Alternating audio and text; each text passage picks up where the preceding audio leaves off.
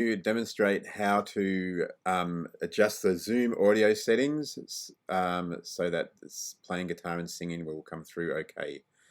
There are sort of two steps to it. The first one is to go to your audio settings, and you can do that by clicking on the little arrow next to the mute button and go to audio settings. The other way to do this is to go to like the top menu bar to the main Zoom settings on the menu bar and go settings and then choose audio. Now we need to go to the advanced audio settings down the bottom right here. And there are a number of settings here, and all you need to do is click this checkbox, show in meeting option to enable original sound from microphone.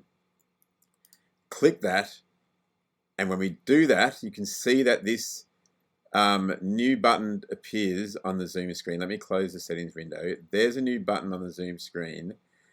That basically lets you turn on direct sound that doesn't do any of the processing. But the second thing that you have to do, and this is what you do when you're about to like play on your guitar or whatever, is you click turn on original sound.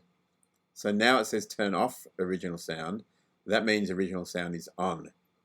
So I know that's a bit confusing, but if you click it so it says turn off original sound, it means original sound is on, and now when you play the guitar and sing, it'll come through the microphone normally. And when you finish playing and playing and singing, like you finish with your song, then click it again to turn it off. And when you've done that, then you're back on the Zoom special audio processing thing that wipes out background noises and focuses on your voice. So that's what you need to do, the two steps. One is to click in the settings, give me the option. And the second is when you're in the video conference to use the option and click it. That's the end of this recording. See you soon.